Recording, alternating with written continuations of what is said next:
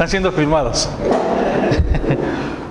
Bueno, vamos a iniciar. Sí, vamos a darle gracias al Señor por este tiempo y que el Señor nos ayude para poder aprender más de su obra de redención en nuestras vidas. Señor y Dios, bueno, amado Padre, en esta mañana que tú nos regalas, nos dispensas, queremos agradecerte por la vida que nos das y por el privilegio de poder estudiar tu palabra. Gracias porque podemos venir al libro de Jonás y estudiarlo, revisarlo y en él encontrar la gloria de la redención, Señor. Tu misericordia, tu gracia, tu salvación. Señor Dios bueno, ilumina nuestro entendimiento, te lo rogamos y pedimos que seas con quienes están en camino. Guárdalo, Señor, en el nombre de Jesús. Amén. Antes de iniciar con Jonás, quiero que vayamos a tres textos. ¿Sí? Primero Romanos 15:4.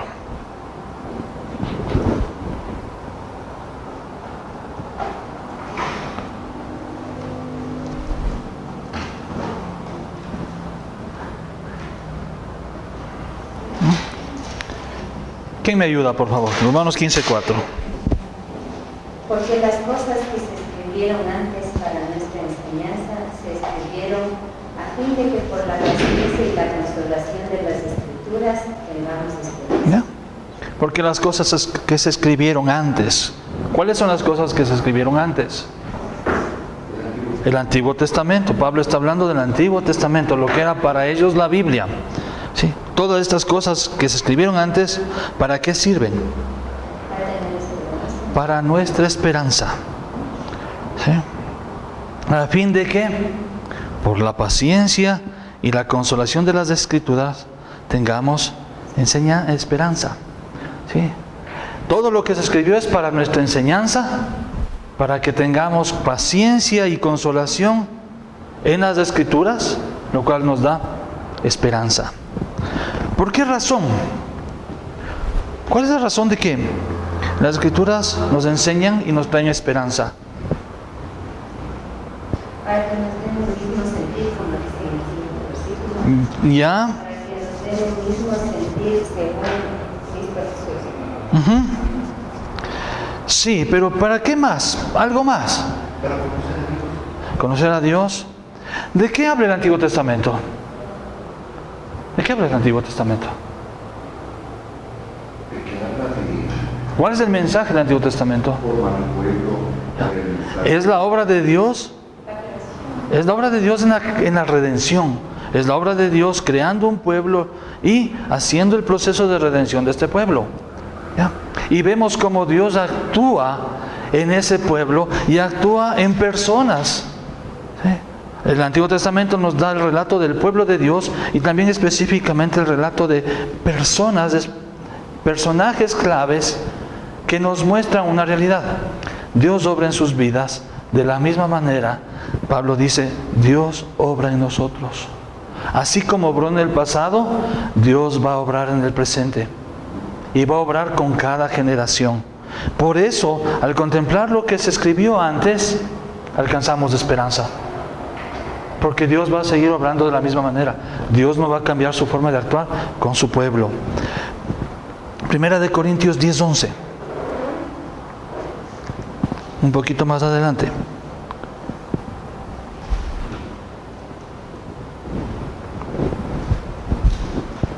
Amonestando a la iglesia, no amonestando a la iglesia de Corintio por su actitud. ¿Qué es lo que le dice? Todo esto se sucedió como ejemplo, pero escrito como advertencia para nosotros, los que vivimos en los últimos tiempos. ¿Ya? Entonces vemos, Pablo en Romanos está hablando que lo que se escribió antes nos sirve como consolación. Vemos a Dios obrando en la historia, de la misma manera continuará obrando en su pueblo. Pero también Pablo nos dice, hablando a los corintios ahora, que lo que se escribió es para amonestarnos, para llamarnos la atención. Es como ejemplo. Vemos las historias de los hombres, ¿sí? Tal y cual como sucedieron. Dios no maquilla la imagen. Dios no pone un barniz, ¿sí?, tapando, escondiendo la actitud de los hombres. Por el contrario, Dios muestra la actitud de los hombres tal y cual es. A David un hombre conforme al corazón de Dios, el Señor no esconde su pecado. Por el contrario, el Señor lo hace público, lo muestra. ¿Para qué? Para que sea de advertencia. El Señor no esconde los pecados de los hombres. No esconde el pecado de Moisés, no esconde el pecado de los profetas, no esconde. ¿Por qué? Porque de esa manera nos amonesta a que no cometamos el mismo pecado. Entonces, por un lado, el Señor en el Antiguo Testamento nos muestra cómo Él obra en la redención y cómo ha prometido seguir obrando, pero también nos muestra cómo el hombre actúa en contra de los planes de Dios, en contra de la voluntad de Dios, y eso nos llama a tener cuidado, a ser advertidos de lo que puede pasar. Y por último, vamos a Juan 20:31. El Antiguo Testamento encontramos que se hace claro, o el Antiguo Testamento se muestra con su cumplimiento ¿en dónde? En el Nuevo Testamento. El Antiguo Testamento se muestra en su cumplimiento en la persona de Cristo. Pero estas cosas están escritas para que creáis en Jesús, porque Jesús es el Cristo, el Hijo de Dios, para que creyendo tengáis vida en su muerte. ¿Ya? Entonces encontramos que lo escrito en el Antiguo Testamento nos muestra la mano de Dios en la historia, obrando a favor de su pueblo. Las historias del Antiguo Testamento nos hablan también del pecado del hombre, el cual no tenemos que volver a cometerlo. Una advertencia a no vivir de la misma manera. Pero más que todo eso, mejor dicho, o complementando toda esta realidad, el Antiguo Testamento nos muestra aquello que se iba a cumplir en la persona de Cristo. El Antiguo Testamento nos muestra la obra de redención en Cristo Jesús. ¿Bien? Entonces con eso tenemos que partir en mente, porque vamos a hablar de uno de los libros del Antiguo Testamento, el libro del profeta Jonás. ¿Sí? Y antes de iniciar, ¿qué se le viene a la mente cuando usted escucha el libro de Jonás? La ballena. Lo primero que se viene a la mente es la ballena, ¿verdad? ¿Por qué? ¿Por qué es la ballena? Porque es quizá la parte más destacada de las formas en las que Dios le tocaba de hacer lo que le estaba mejor. ¿Cuál era su voluntad y cuál era el encargo que Dios le dio? El libro de Jonás es uno de los libros más conocidos del Antiguo Testamento. Aunque las personas no sepan en dónde se encuentra, saben la historia. Usted le pregunta a alguien, a ver, ubique el libro de Jonás, va a perderse en la Biblia. Pero si le pregunta de qué habla Jonás, habla de un hombre que fue tragado por una ballena. Y muchas veces pensamos que el libro de Jonás es de esa enseñanza, de un hombre que fue tragado por una ballena. Pero no es así. El libro de Jonás nos habla de algo mucho más allá que una simple ballena, que un simple pez o que un simple hombre. El libro de Jonás es un libro que nos trae desafíos, porque se considera muchas de las veces como un mito, una leyenda. ¿Cómo puede ser posible que un hombre sea tragado por una ballena y después siga viviendo? ¿Cómo puede ser posible que 120,000 personas lleguen al arrepentimiento por la predicación de un hombre? Que toda una ciudad llegue a arrepentirse. Es imposible. Todas estas cosas llevan a pensar que es una fábula, que es un mito. Entonces es un reto poder interpretar el libro de Apocalipsis, estudiarlo, porque hay esas presuposiciones. Tenemos que entender que el libro de Jonás es un libro autoritativo, es escrito por Dios, es la palabra de Dios, aceptada en el canon. ¿Cuál es el tema central? El tema central no es Jonás. El tema central no son los ninivitas, el tema central no son los marineros. El tema central del libro de Jonás es Dios. Es Dios obrando en su pueblo, es Dios obrando la redención. Jonás es el quinto libro de los llamados profetas menores.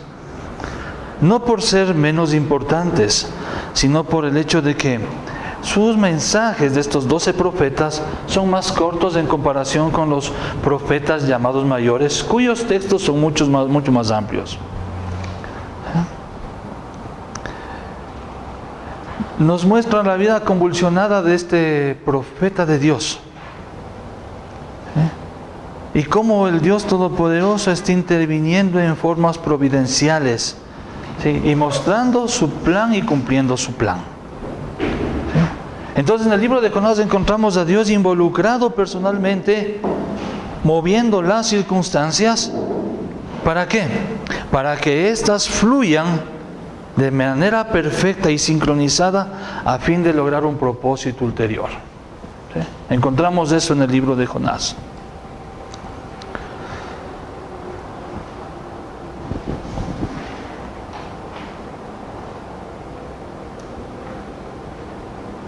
¿Quién era Jonás?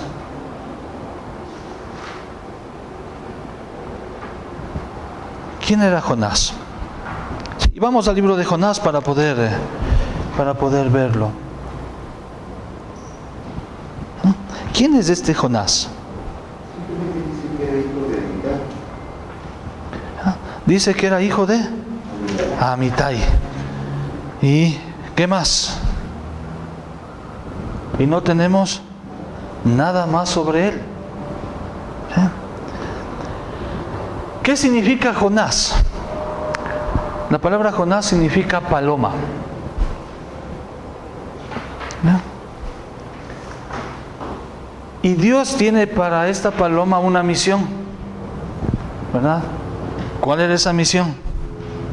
Ir a la ciudad de Nínive y predicar el juicio, ¿no es cierto? Pero es interesante que el nombre paloma, es muy interesante el nombre paloma, ¿no? Si vamos al libro de Génesis, ¿sí? Cuando Noé, ¿no es cierto?, en el diluvio, y calmó las aguas, Dios calmó las aguas, y es el tiempo de salir. ¿Qué es lo que hace Dios? ¿Qué es lo que hace Noé? Para saber si ha secado la tierra.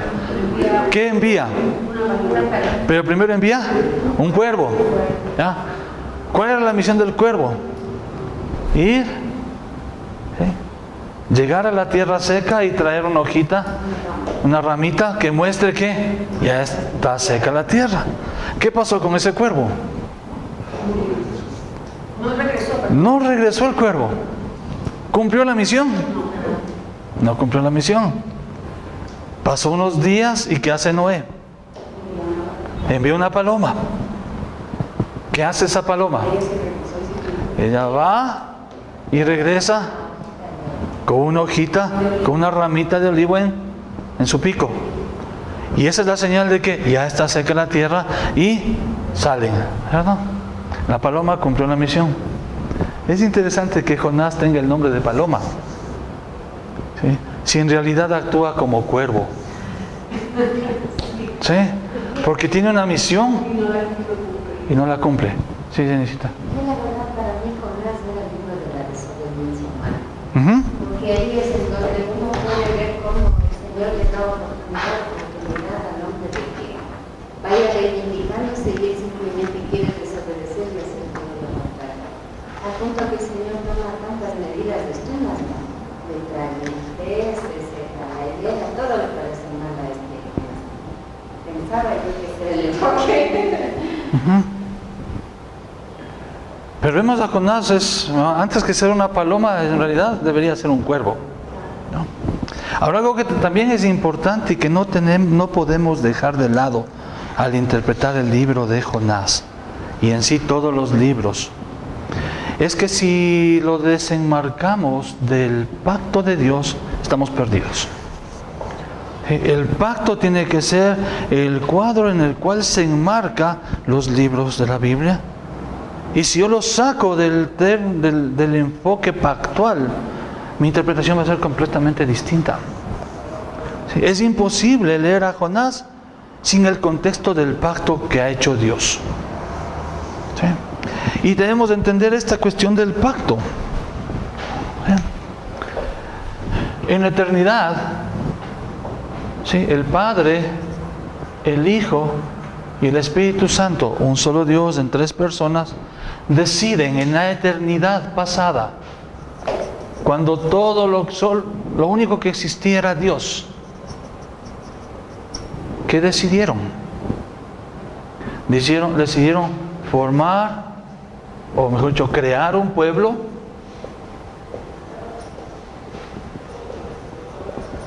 Crear un pueblo. Pero no solo con crear un pueblo, sino crear un pueblo y redimirlo para su gloria.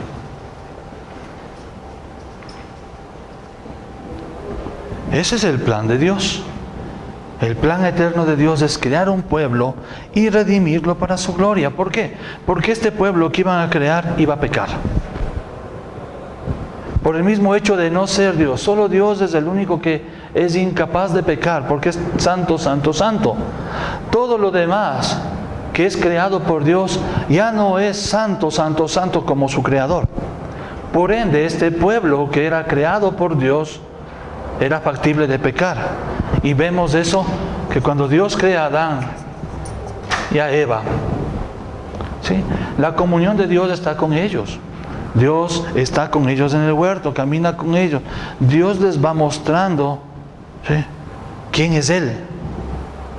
Pero son engañados por la serpiente y Adán y Eva pecan, caen en pecado. ¿No?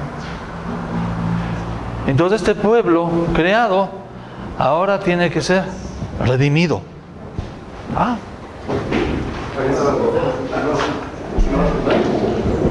Bienvenidos, bienvenidos. Sí.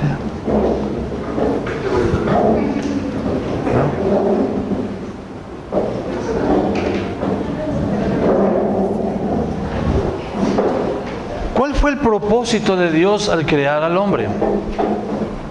Que lo glorificara a Él, Ya. que usara de su presencia. Dios creó a su pueblo, es decir, a Adán, a Eva, y a los que de ellos iban a nacer. Porque el primer mandato que da Dios a Adán y a Eva es multiplicar, llenen la tierra, sojuzguen. Entonces el primer mandato es tengan hijos, ¿sí? Llenen la tierra. El propósito de Dios es que este pueblo goce de la presencia de Dios por siempre y este pueblo le glorifique por siempre. Pero este pueblo va a pecar porque no es Dios. Es una creación y es factible de pecado. Ellos podían elegir pecar. Y eso es lo que hacen. Eligen pecar. Desobedecen a Dios. Y esta comunión con Dios se rompe. Pero el pacto está ahí. Aunque la comunión con Dios se rompe, Dios sigue con este plan. Crear un pueblo y redimirlo para su gloria. Inmediatamente luego de ello, Dios, ¿qué hace? Dios no abandona al hombre en su pecado. ¿Sí? Dios no le da un golpe, una patada ahí y te vas. Por el contrario, en el pecado del hombre, en el pecado de su pueblo, Dios va en su búsqueda. Baja nuevamente, como hacía todos los días al huerto. Adán, ¿dónde estás? ¿No es que no sabía Dios dónde estaba? Dios sabía dónde estaba. ¿Pero qué estaba haciendo? Estaba llamando a Adán para que Adán responda en arrepentimiento. Adán ahora sabía que había pecado.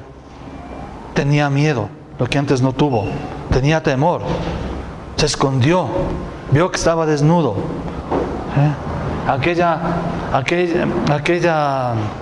Aquel atributo que Dios le dio de manera a Adán y a Eva había sido roto, había sido quebrado. Pero Dios vuelve en búsqueda. ¿Qué hiciste, Adán? Dios está llamándole a Adán por medio de su palabra a que reconozca su pecado. ¿Sí? A que reconozca su pecado. Dios está llamando a Adán a que reconozca que ha ofendido a Dios. Entonces, en este contexto, ¿qué es lo que hace Dios? ¿Qué es lo que hace Dios en ese contexto? Lo deja así. Va en búsqueda, pero al mismo tiempo que viene en la búsqueda, viene con la solución a su problema. Lo redime. ¿Cómo? Enviando a su hijo para... Le da la promesa. Aquí está la promesa de la redención. Promesa de la simiente. La promesa de la simiente. ¿Qué es lo que le dice a Adán y a Eva? Y no debemos olvidarnos que lo que dice Dios a Adán y a Eva es en el contexto del juicio a la serpiente. Hablándole a la serpiente, pero Adán y Eva escuchando. Que dice, maldita serás sobre la tierra. Te arrastrarás todos los días de tu vida. ¿No? ¿Y qué más? Nacerá uno que te pisará la cabeza, mas tú le morderás en el calcañar. ¿Qué estaba hablando Dios? Dios estaba hablando y diciendo a este hombre, a esta mujer, que en su pecado estaban muertos y delitos y pecados, eso lo sabían. Que en su muerte todavía hay una esperanza, el Redentor. Entonces Dios crea un pueblo para su gloria, pero no solo se queda ahí, sino que este pueblo lo redime para su gloria. Y la redención está ¿en quién? En la promesa. Y a lo largo de la historia de la redención, Dios sigue hablando y confirmando este plan. Este que se conoce como el pacto de redención, en varios pactos a través de la historia. Dios sigue obrando. Este pacto, ¿sí?, del eterno de redención, aquí se muestra como el pacto de obras, que es imposible de cumplir por Adán y Eva, porque ellos pecan. Dios les manda no comer de ese árbol, pero ellos no lo hacen. El pacto de obras no puede ser cumplido por los hombres, pero hay alguien que lo va a cumplir. Inmediatamente viene el pacto, ¿sí?, el pacto con Adán, el pacto que se conoce como pacto de gracia. Van a ser salvos por medio de él, por medio de la simiente. Hay un redentor, hay alguien que va a vencer a la serpiente. Y luego Dios continúa, ¿no?, mostrando lo mismo a través de la historia. Viene con Noé, ¿sí? El hombre se pervierte.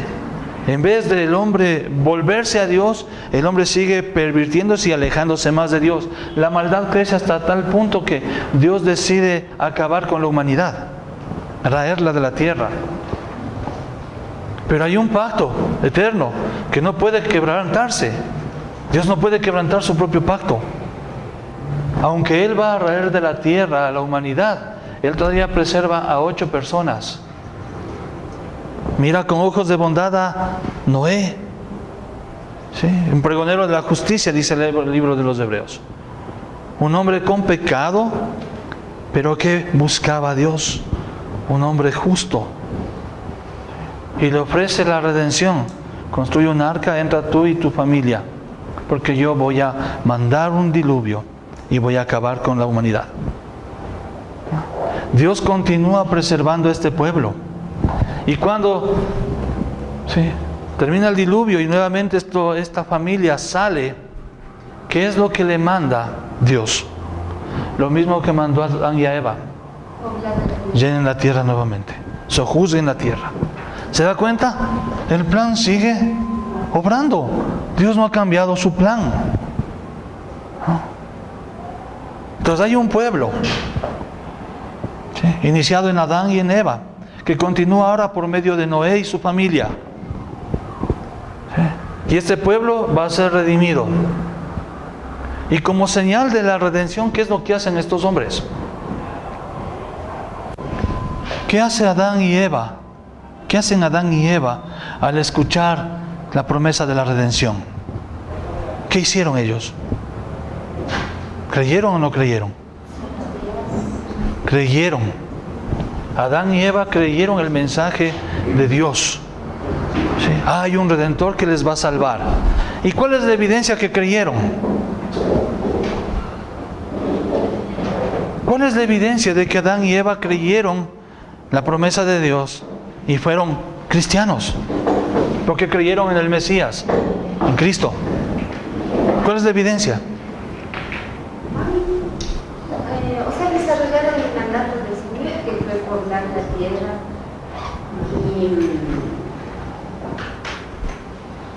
¿Cómo evidenciamos que ellos creyeron? ¿Se acuerda que Adán le puso nombre a Eva? ¿Quién le puso nombre a Adán? Dios lo llamó Adán. ¿Sí? Cuando Dios crea a la mujer y le presenta al hombre, ¿quién le pone nombre? Adán le pone. ¿Y qué nombre le puso? Varona. Porque del varón fue tomada. Ya, muy bien.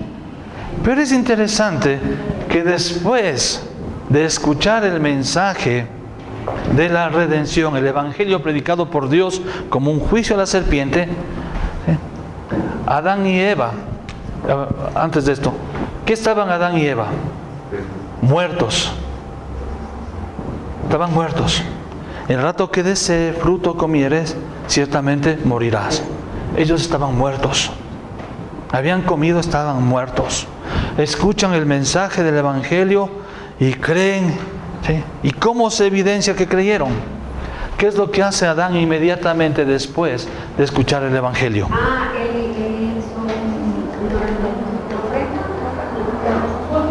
Adán cambia el nombre a Eva. Ya no le llama varona. ¿Sí? Y dice, Adán puso por nombre a su mujer Eva. Eva, ¿qué significa? Madre de los vivientes. Madre de los que están vivos.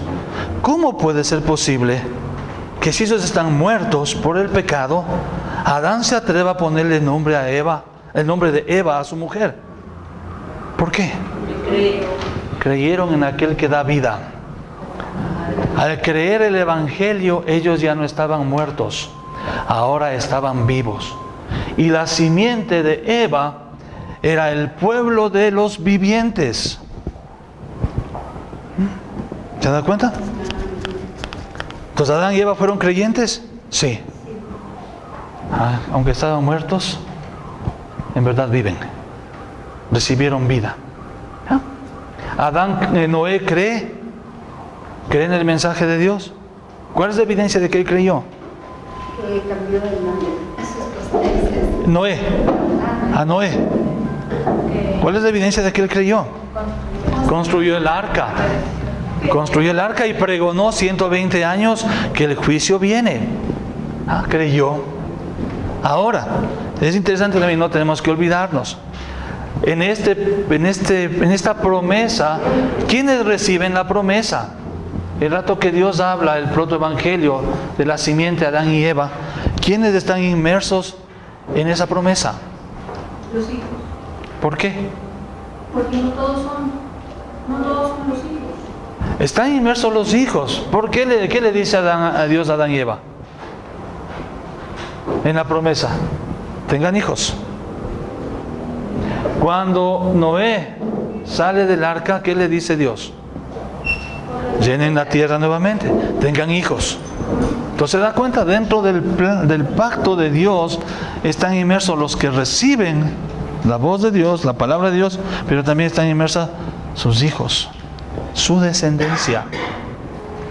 En la historia continúa moviéndose y encontramos ¿qué hombre aparece después? ¿Se acuerda? Noé y Abraham. Un descendiente de Noé recibe de Dios, ¿sí?, el beneplácito, la bondad, la misericordia. Dios ve con ojos de gracia a Abraham y lo llama ¿de dónde? De Ur de los Caldeos. ¿Y cómo lo llama? ¿Con qué le llama? Con su palabra. Dios siempre está hablando. Lo llama con su palabra y le dice, sal de ahí y vete a donde yo te diré. Deja tu parentela y vete a la tierra que te daré. ¿Abraham sabía dónde iba? No. ¿Pero qué hace Abraham?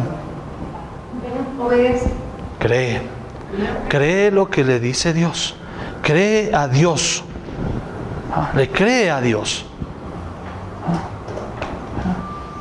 Pero Abraham no solo recibe esa promesa, anda allá. Recibe la promesa de la simiente siendo un hombre estéril. Dios le promete una descendencia. Dios le promete una descendencia, siendo Sara estéril y era un viejo ya.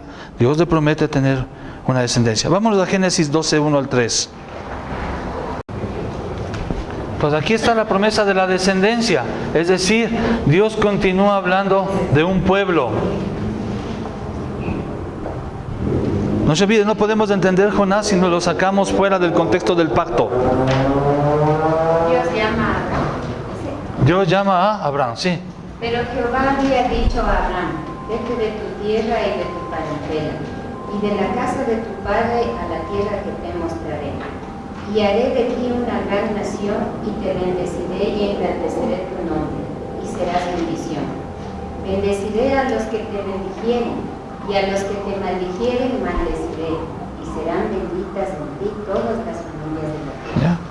Entonces encontramos, Dios llama a Abraham, ¿sí? Y le dice, tú serás, te voy a hacer de ti, voy a engrandecerte, haré de ti una gran nación. Dios está hablando siempre del pueblo, su pueblo. Pero aquí se amplía el panorama. ¿Sí? No se olvide, y hay varias naciones alrededor de la...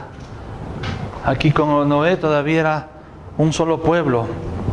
Después se dividen en varias naciones. Y Dios le dice a Abraham que será de bendición. ¿Sí? Porque serán benditas en él todas las naciones de la tierra.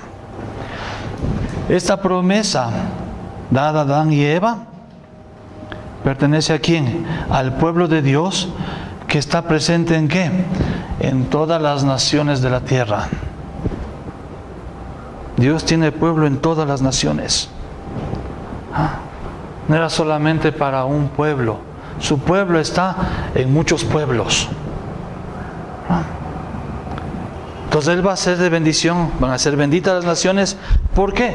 Por la simiente que de Abraham vendrá. Y mire, continuamos la línea de la simiente. ¿Qué más le promete Dios a Abraham? Le promete una tierra, Génesis 15, por favor. Entonces ya tenemos un pueblo. Sí. Ahora el Señor le promete una tierra.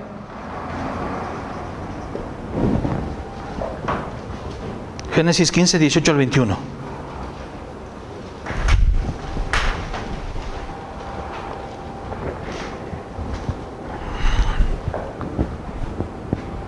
Quien tenga, por favor, ayúdeme. En aquel día hizo Jehová un pacto con Abraham, diciendo: a tu descendencia daré esta tierra, desde el río de Egipto hasta el río grande, el río Éufrates, la tierra de los cineos, los cerezeos, los carmoneos, los heteos, los fariseos, los refaitas, los amorreos, los cananeos, los gergeseos y los jebuseos. Dios le promete a quién? A la descendencia de Abraham poseer la tierra de Canaán. Dios dice, mi pueblo va a habitar en esta tierra. Es de ellos, les pertenece, yo les he dado. ¿No? Pero este pueblo va a estar por un tiempo ¿en dónde? Guardado en Egipto. Un tiempo este pueblo va a ser protegido por Dios en tierra extraña. Mientras este pueblo crece y se hace grande para poder conquistar esta tierra. Dios lo lleva a Israel, ¿a dónde? A Egipto, 400 años de esclavitud. Sí. Pero Dios lo estaba guardando, Dios estaba preservando a este pueblo, estaba haciéndolo crecer. De 70 personas que entraron con Jacob, 70 personas aproximadamente, ¿cuántas salen? Más de 2 millones aproximadamente. Salen, ¿sí?, por la mano de Moisés. ¿Hay un pueblo? Sí. ¿Hay una tierra? Sí. Pero este pueblo y este pueblo que tiene ahora una tierra, la cual va a poseer, necesita una legislación. Este pueblo que ha creado Dios y que lo redime, ¿sí?, va a estar viviendo en función de leyes, de normas, porque este pueblo es llamado para ser un pueblo santo, un pueblo distinto. ¿Sí? Israel recibe ahora lo que se conoce como las leyes de Dios. Dios demuestra que hay una teocracia. Dios es el legislador de este pueblo y que este pueblo es su siervo. Y Dios da a Moisés Sí, confirmando el pacto, las leyes de Dios. Éxodo 19, 3 al 6, por favor.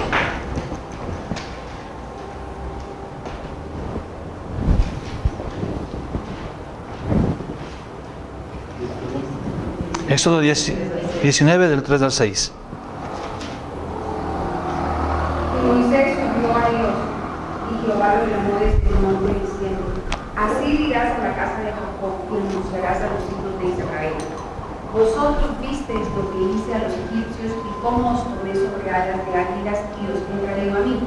Ahora pues, si diereis oído a mi voz y guardareis mi pacto, vosotros seréis mi especial tesoro sobre todos los pueblos, porque mía es toda la tierra, y vosotros me seréis un reino de sacerdotes y gente santa.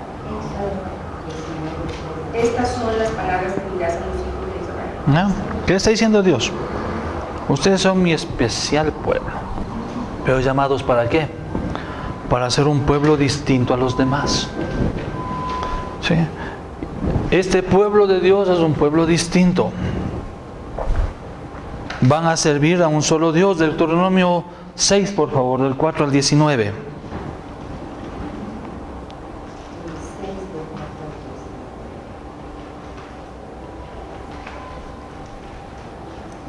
Quien tenga, ayúdeme, por favor. El primero que encuentre, ayúdeme leyendo.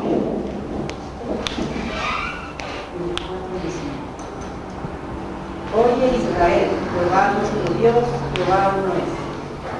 Y amarás a Jehová tu Dios de todo tu corazón, de toda tu alma y con todas tus fuerzas.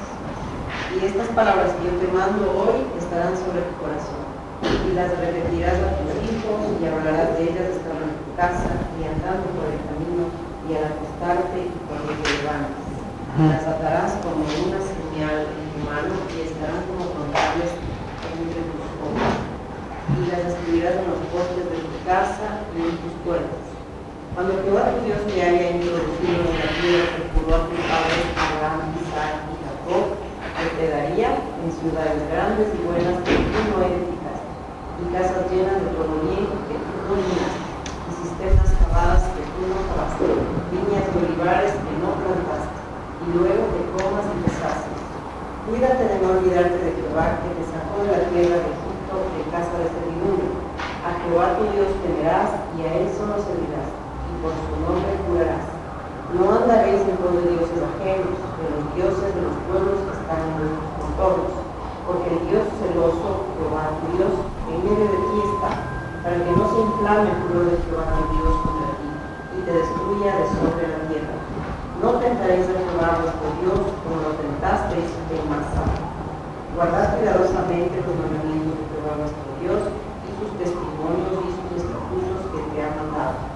Y haz lo recto y bueno de los ojos de Jehová, para que te vaya bien, y que poseas la buena tierra que Jehová juró a tus padres, para que él arroje a tus enemigos de delante de ti, como Jehová. Bueno, entonces ve las implicaciones del pueblo de Israel. ¿Para qué fue creado el pueblo de Dios? Mostrado ahora en Israel.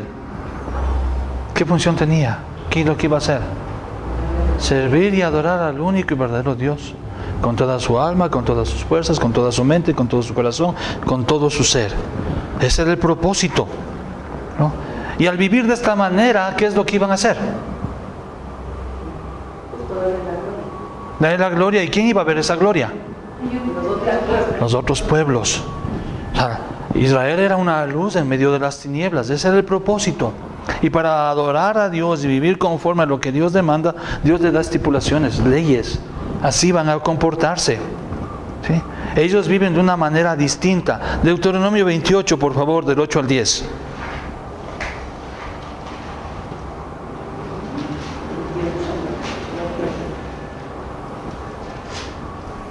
Igual, quien primero halle, por favor. Jehová te enviará su bendición sobre tus graneros, sobre todo aquello en que pusiere tu mano, te bendecirá en la tierra que Jehová, tu Dios, te da. Te confirmará Jehová por pueblo santo suyo, como te lo ha jurado, cuando guardares los mandamientos de Jehová tu Dios, y anduvieres en sus caminos.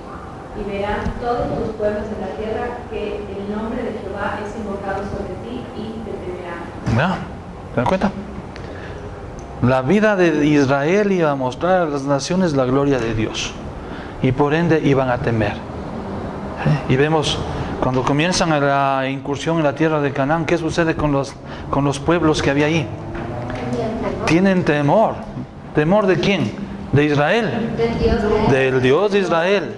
Este Dios es el que abre los mares, este Dios es el que tumba las murallas.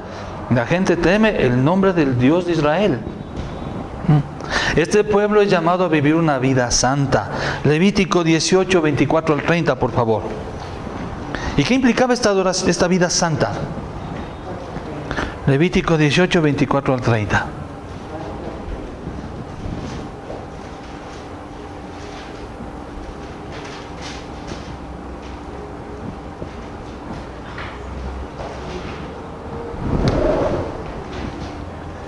Ninguna de estas cosas os amancillaré, pues en todas estas cosas se ha corrompido las naciones que yo he hecho de delante de vosotros. La tierra fue contaminada, y yo visité su maldad sobre ella, y la tierra vomitó sus moradores. Guardad, pues, vosotros mis estatutos y mis ordenanzas, y no hagáis ninguna de estas abominaciones, ni natural ni extranjero, que muera entre vosotros. Porque todas estas abominaciones hicieron los hombres de aquella tierra que fueron antes de vosotros, y la tierra fue contaminada. No sea que la tierra os vomite por haberla contaminado, como vomitó a la nación que la habitó antes de vosotros. Porque cualquiera que hiciera alguna de todas estas abominaciones, las personas que las hicieren serán cortadas de entre su pueblo. Guardad, pues, mi ordenanza, no haciendo las costumbres abominables que practicaron antes de vosotros, y no os contaminéis en ellas. Yo, Jehová vuestro Dios. Los cuales llamado a Israel a vivir de una manera distinta a las que vivían las naciones circundantes. ¿Y en dónde se muestra esta forma de vivir distinta? En el Decálogo.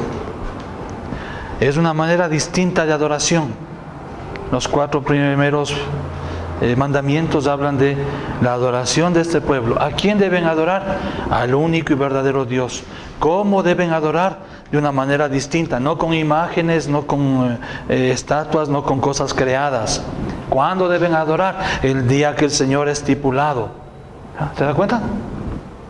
Una forma distinta de adoración y al mismo tiempo una forma distinta de vivir. ¿Cómo van a vivir? Sin robar, sin adulterar, sin mentir, sin matar, sin codiciar, honrando a las autoridades. ¿Se da cuenta? Sí se comprende la importancia de este pueblo y de cómo este pueblo va a vivir.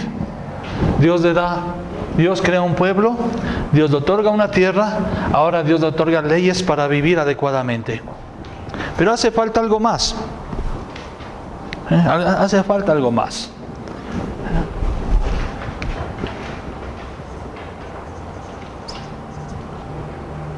Dios confirma con David también su pacto.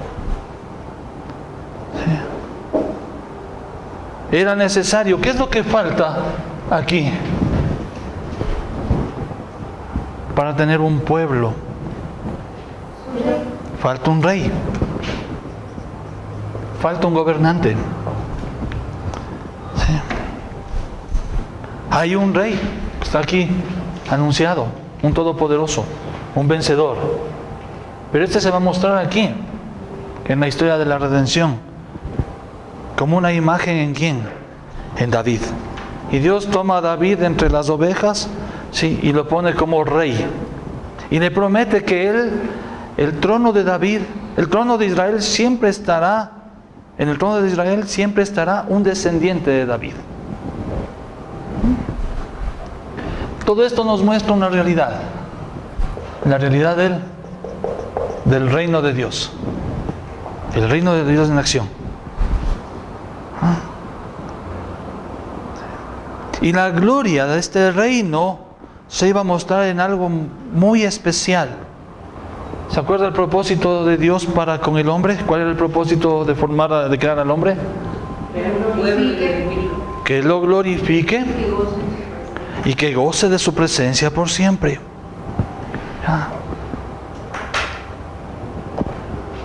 Que Él lo glorifique. ¿Cómo lo iban a glorificar? Viviendo de esta manera que Dios ha previsto. ¿Y cómo iba a gozar de su presencia por siempre? Y aquí el Señor, sí, levanta el templo con Salomón. Vamos a Primera de Reyes, por favor. Capítulo 8, 41-43. Capítulo 8.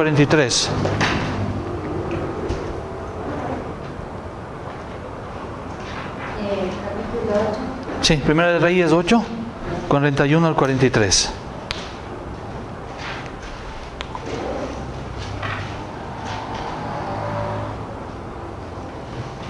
¿Quién tiene? Ayúdeme. Asimismo el extranjero, que no es de tu pueblo Israel, que viniere de lejanas tierras a causa de tu nombre, pues oirán de tu gran nombre, de tu mano fuerte y de tu brazo extendido, y viniere a orar a esta casa, tú oirás de los cielos en el lugar de tu morada, y harás conforme a todo aquello por lo cual el extranjero hubiere clamado a ti, para que todos los pueblos de la tierra conozcan tu nombre y te teman, que tu nombre como tu pueblo Israel, y entiendan que tu nombre es invocado sobre esta casa que yo edifiqué. ¿Dónde estaba el Señor presente? ¿Dónde escuchaba Dios el clamor? En ese lugar. ¿Y ese lugar para quién también era? Para los extranjeros. No solo era para los descendientes físicos de Abraham, sino que también era para los extranjeros, los que no eran descendientes físicos de Abraham. Es decir, las naciones podían acercarse al templo, ¿sí? y hablar a Dios, y Dios escuchaba. Entonces vemos que la perspectiva de Dios sigue en función de crear un pueblo y en función de la promesa a Abraham: bendita las naciones. Primero de Reyes 8, ahora 59 al 61.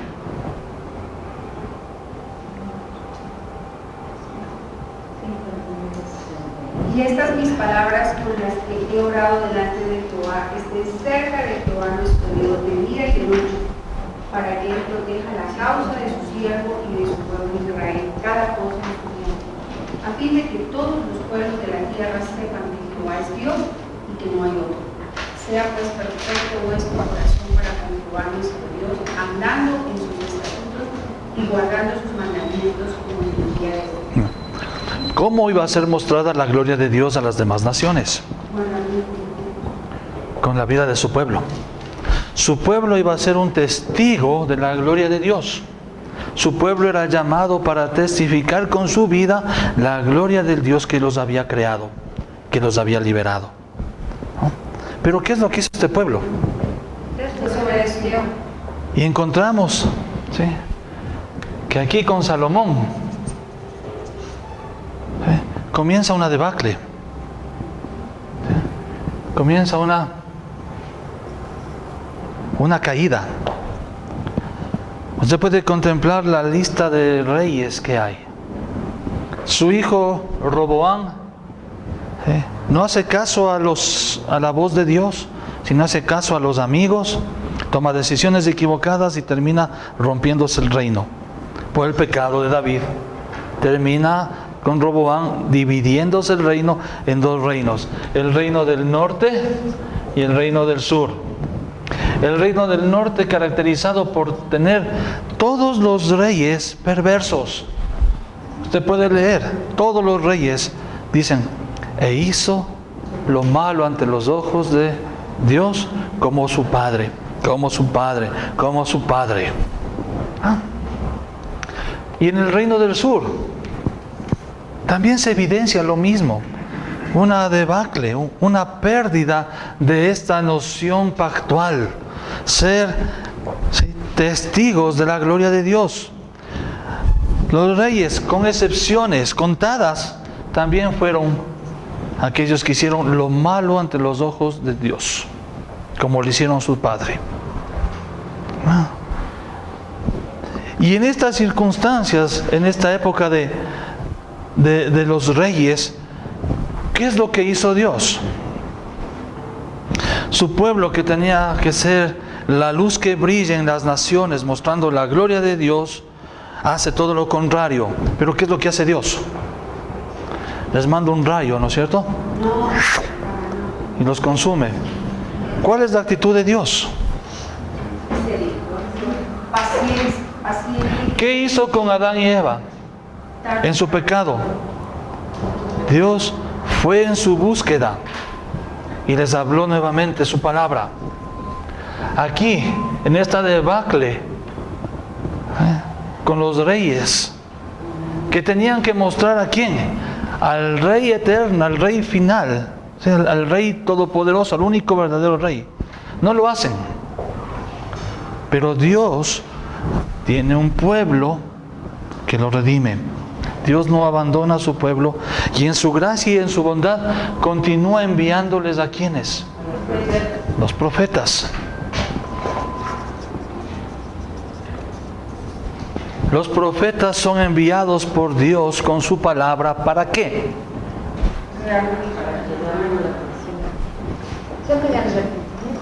Para llamarles al arrepentimiento, pero específicamente.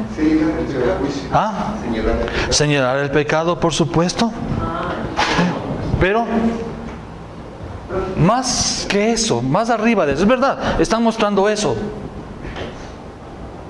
¿Qué era lo que ellos hablaban?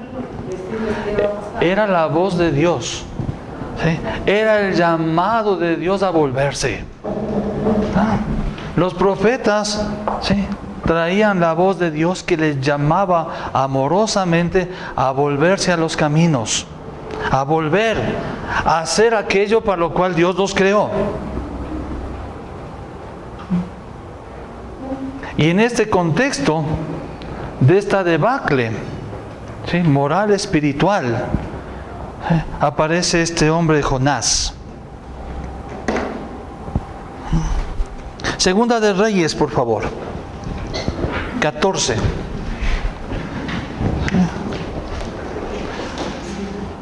El libro de Jonás se nos inicia diciéndonos que Jonás era hijo de Amitai. Y no sabemos más nada en el libro de Jonás. ¿Ah? Era hijo de Amitai. Jonás 1. Era hijo de Amitai. Y no sabemos nada más de él. Bueno, también se puede saber que él arribó a Nínive en lo que actualmente es Mosul. Que eso es tierra de musulmanes, ¿cierto? Sí, exacto. Eso es lo único que vamos a ver. Sabemos que vaya por el texto bíblico. Pero ¿qué más sabemos de él? Por eso lo que digo, que arribó a la tierra de Mosul actualmente. ¿Ya? Ok. Veamos. ¿El Nuevo Testamento hace referencias a Jonás? Sí, el Señor Jesús hace referencias específicas, lo veremos en la tarde. Pero más de referencias sobre Jonás que estén fuera de su libro, apenas una referencia. Segunda de Reyes 14, 25 al 27. ¿Qué dice, por favor? Él restauró los límites de Israel desde la entrada de Hamat hasta el mar de Arabá, conforme a la palabra de Jehová Dios de Israel, la cual él había hablado por su siervo Jonás, hijo de Amitai, profeta que fue Gad-Gafer. ¿Ya? Entonces ahí tenemos la mención de Jonás. ¿Qué hizo Jonás? Lo que nos dice el texto es que Jonás profetizó que Jeroboam II iba a expandir nuevamente el territorio de Israel hasta alcanzar lo que era antes. Segunda de Reyes 14, 25, 27.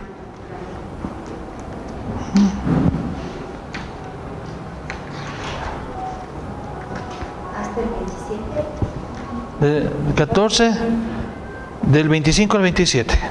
Porque Jehová miró la muy amarga aflicción de Israel, que no había siervo libre, ni quien diese ayuda a Israel. Y Jehová no había determinado Rael, el nombre de Israel de debajo del cielo. Y por tanto lo salvó por mano de Jeroboam, hijo de Joás. Es Jeroboam II, ¿no? Es Jeroboam II. Jeroboam primero es el militar mano derecha de Salomón, que toma el reino del norte cuando Salomón muere. Entonces este Jonás, este profeta, ha estado ya profetizando. ¿En dónde? En el reino del norte. aquí ha estado Jonás.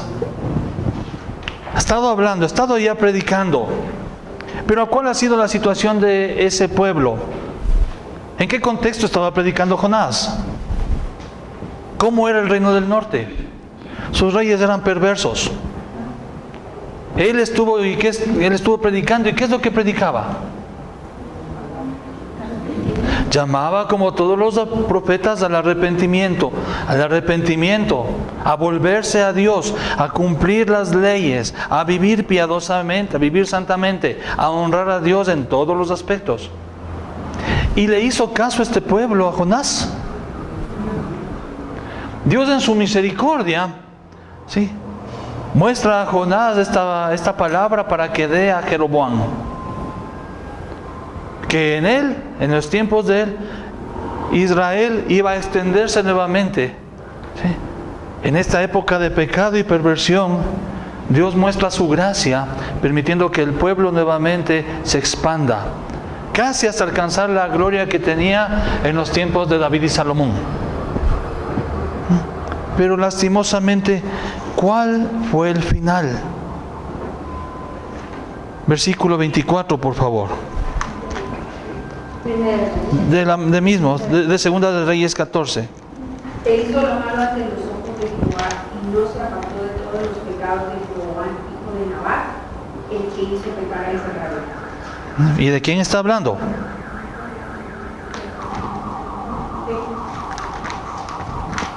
¿De qué rey está hablando? Veamos un poquito atrás.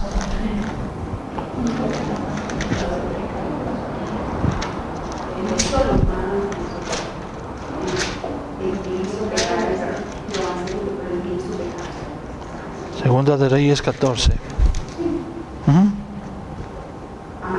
¿Ya? Está diciendo, en época de Jonás, cuando él está predicando acerca de lo que Dios va a hacer con Jeroboam, Dios misericordiosamente va a permitir que se expandan. ¿Cuál es la realidad que estaba viviendo Israel? E hizo lo malo. ¿Quién? El año 15, Amasías, hijo de Joás, rey de Judá, comenzó a reinar. Jeroboam, hijo de Joás, sobre Israel en Samaria, y reinó 40 años. E hizo lo malo. En la perversión, en la maldad de estos reyes, Dios aún muestra su gracia. Dios aún está obrando en gracia a favor de su pueblo. Su pueblo va a recibir un castigo, por supuesto, pero Dios muestra su gracia aún, llamándoles al arrepentimiento. Este hecho de que Jeroboam iba a poder ampliar territorio era la muestra de la gracia de Dios, que debía llamarles a ellos a volverse a Dios en gratitud, a volverse a ellos en amor, a servirle, a adorarle. Pero ¿qué es lo que hacen? Encabezados por su rey, hacen lo malo ante los ojos de Dios. ¿Cómo creen que se sintió Jonás?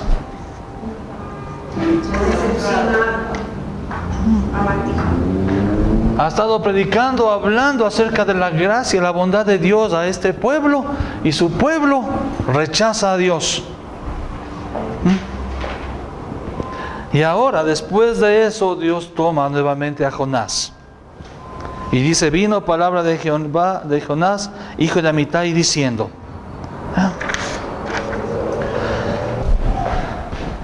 ¿Sí nota el contexto? Dios siempre obrando. Dios siempre trabajando en medio de su pueblo, trabajando la redención. Pero ya hemos visto que la redención no es solamente para un pueblo como una etnia, ¿sí?, como un pueblo físico. ¿Sí? Esta redención Dios está trabajando a nivel de un pueblo en todas las naciones. Va a redimir un pueblo de todas las naciones para su gloria. Y en este contexto del pacto, en que Dios está viniendo, Dios está siempre llegando a los hombres para llamarles a Él, es que Dios toma a Jonás y le envía a una misión. Una misión posiblemente considerada una misión suicida. Una misión difícil. ¿Sí? ¿Por qué? Porque Dios ha prometido, ¿sí?, que serán benditas todas las naciones. Y ahora Dios va a enviar a este profeta a una de las naciones, a los asirios, a la ciudad de Nínive. ¿No? Entonces, en ese contexto es en el cual tenemos que leer el libro de Jonás. Ahí es bien diferente, digo. No podemos sacar a Jonás del contexto del pacto. Yo decía, ¿por qué ¿por qué es tan reducido? Ahora entiendo que el hombre está resultado, que todo lo que Dios le mandaba hacer no le resultaba y qué difícil sostenerse ahí en fe, ¿no? Ya vamos a ver un poquito más allá, vamos a ver un poco más allá. Si hay una frustración, sí, que se muestra en él, sí, por su corazón perverso. Pero Dios está mostrándole el plan. Un plan que es para el pueblo de Israel en ese tiempo, como nación, pero que se ampliaba a ¿quiénes? A todas las naciones de la tierra, por medio de la predicación del Evangelio, predicado en el Edén. Era para todas las naciones. Esa es Nínive. Dios envía a Jonás a la ciudad de Nínive. Y se vino palabra de Jehová a Jonás, hijo de Amitai, diciendo: levántate y ve a Nínive, aquella gran ciudad, y pregona contra ella, porque ha subido la maldad delante de mí.